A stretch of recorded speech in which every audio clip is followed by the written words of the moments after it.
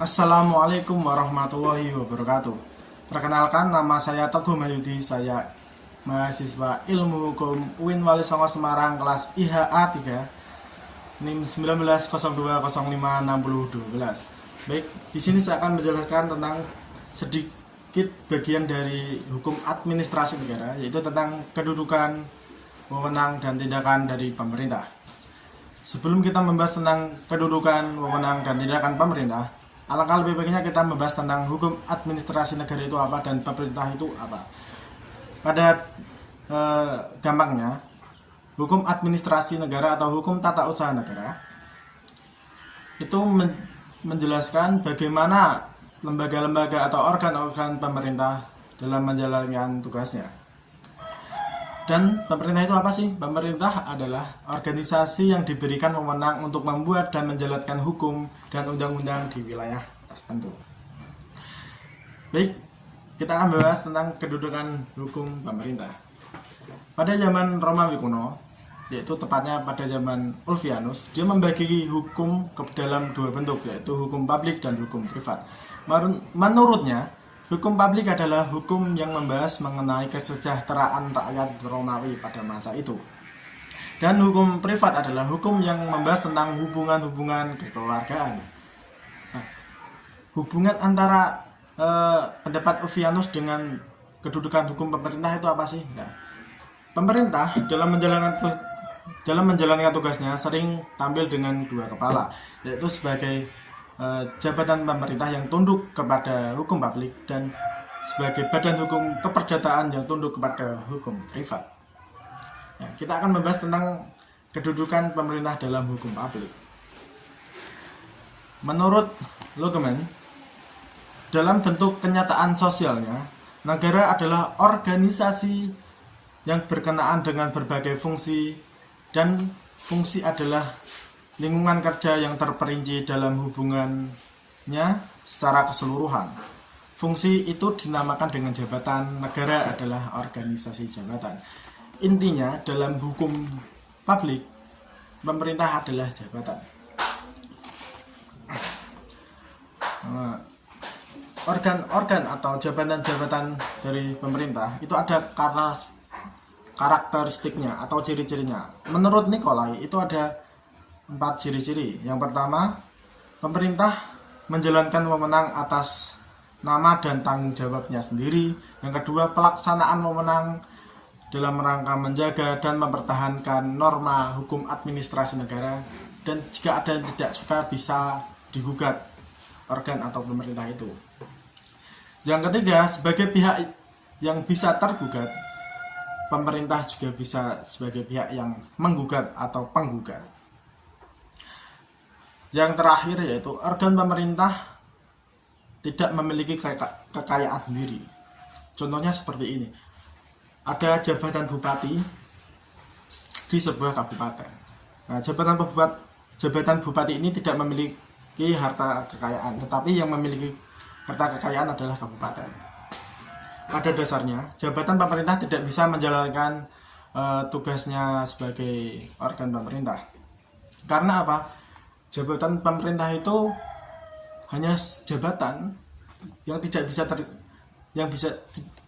bisa bergerak kalau tidak ada pejabat. Nah, agar jabatan ini bisa bergerak, maka dibutuhkan pejabat. Yang kedua adalah macam-macam kedudukan pemerintah.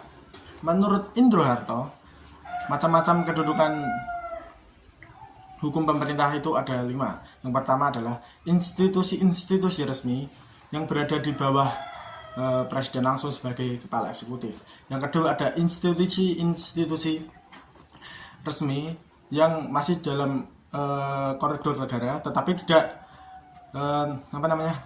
di bawah presiden sebagai kepala eksekutif, tetapi berdasarkan peraturan perundang-undangan. Yang ketiga adalah badan hukum keperdataan yang dibentuk oleh pemerintah untuk menjalankan tugas dari pemerintah.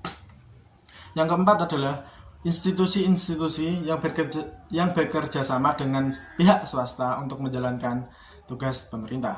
Yang terakhir adalah institusi-institusi swasta yang sudah izin untuk menjalankan tugas pemerintah sesuai dengan peraturan perundang-undangan. Poin ketiga yang kita akan bahas adalah kedudukan pemerintah di hukum privat. Kedudukan pemerintah di hukum privat adalah sebagai badan hukum keperdataan yang tunduk kepada hukum privat. Kok bisa pemerintah itu dinamakan dengan badan hukum? Pemerintah dinamakan badan hukum karena telah memenuhi syarat-syarat atau ciri-ciri dari hukum, ciri-ciri dari badan hukum. Yang pertama adalah perkumpulan orang, yang kedua adalah dapat melaksanakan perbuatan hubungan-hubungan hukum, yang ketiga adanya harta kekayaan, yang keempat adanya kepentingan, yang kelima adanya pengurus, yang keenam adanya tujuan tertentu, yang ketujuh adanya hak dan kewajiban, yang kedelapan adalah bisa digugat dan bisa menggugat. Pemerintah menjalankan tugasnya sebagai hukum, sebagai kedudukannya sebagai hukum publik itu ketika dia menjalankan tugasnya dengan jabatan pemerintah. Kalau tidak menjalankan tugasnya sebagai jabatan pemerintah, itu masuknya ke dalam hukum privat, yaitu sebagai badan hukum keperdataan. Pembahasan kedua kita yaitu tentang wewenang dari pemerintah. Kita akan terfokus kepada sumber dan cara memperoleh wewenang pemerintah. Dalam konstitusi kita, negara Indonesia adalah negara hukum. Pilar dari negara hukum adalah asas legalitas.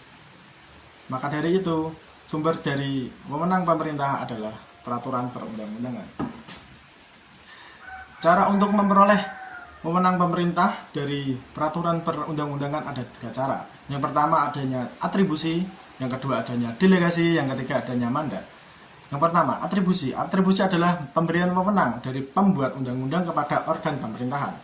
Yang kedua, delegasi. Delegasi adalah pemberian wewenang dari organ pemerintah satu kepada organ pemerintah yang lain. Yang ketiga adanya mandat. Mandat yaitu pemberian izin dari satu organ kepada organ lain yang menjalankan tugasnya atas nama dari pemberi izin. Bedanya atribusi, delegasi, dan mandat. Atribusi itu yang diberikan wewenang itu bisa memperluas wewenangnya dengan dengan resiko intern dan ekstern yang akan ditanggung oleh organ pemerintah yang menerima wewenang. Yang kedua delegasi. Delegasi yaitu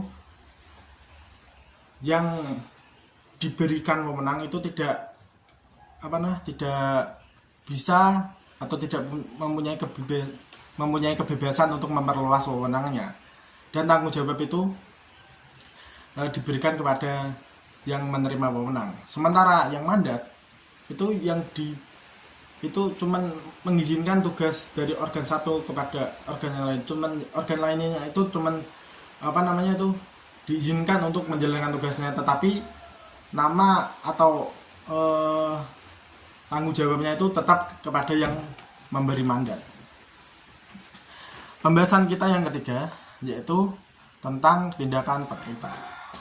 Yang pertama akan kita bahas tentunya adalah pengertian dari tindakan pemerintah. Tindakan pemerintah adalah perbuatan dari pemerintah untuk menjalankan tugasnya sebagai pemerintah. Nah, tindakan pemerintah ini ada 2 bentuk. Yang pertama sifatnya atau berdasarkan kepada hukum, yang kedua adalah berdasarkan kepada fakta. Yang pertama, yang berdasarkan kepada hukum. Pada dasarnya tindakan yang berdasarkan kepada hukum yaitu sifatnya yang akan berakibat kepada hukum tertentu, seperti perubahan hak dan kewajiban serta wewenang. Yang kedua adanya perubahan kedudukan dan hak.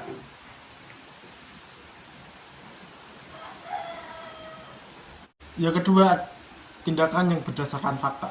Tindakan yang berdasarkan fakta itu pada sifatnya itu tidak menimbulkan akibat hukum,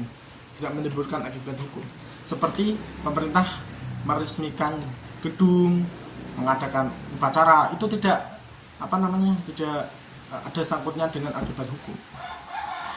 Yang kedua yaitu macam-macam tindakan pemerintah. Ini macam-macamnya itu seperti yang kita jelaskan di awal, yaitu masih ada sangkut pautnya dengan kedudukan hukum pemerintah, yaitu dalam hukum publik dan hukum privat. Macam-macamnya itu ada dua berarti. Tindakan pemerintah sebagai hukum publik dan hukum privat.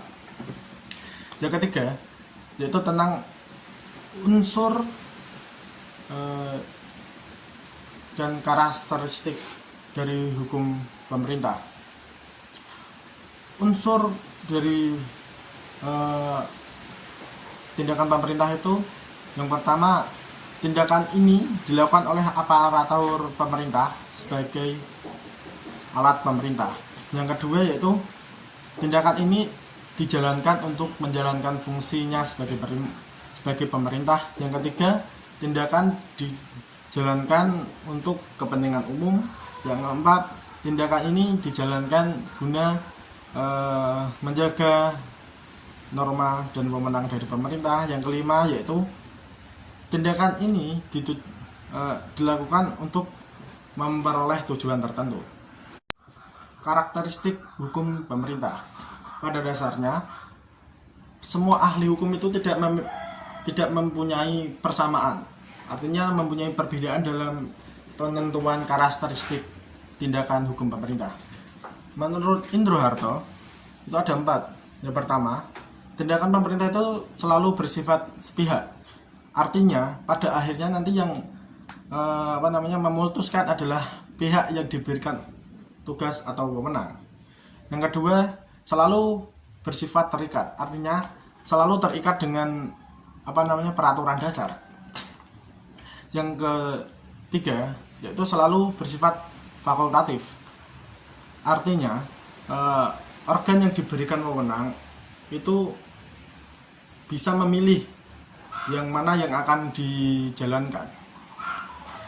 Walaupun yang dipilih adalah tugas yang bisa dijalankan dalam keadaan tertentu. Yang keempat yaitu bersifat bebas. Artinya, organ pemerintah itu diberikan wewenang atau menjalankan tugasnya itu secara bebas, tetapi tidak dalam arti yang sebebas-bebasnya. Iya dong, tidak arti sebebas-bebasnya. Kalau sebebas-bebasnya ya nggak usah kerja. Oke, itu penjelasan sedikit bagi saya. Apabila ada kesalahan saya mohon maaf. Terima kasih. Wassalamualaikum warahmatullahi wabarakatuh.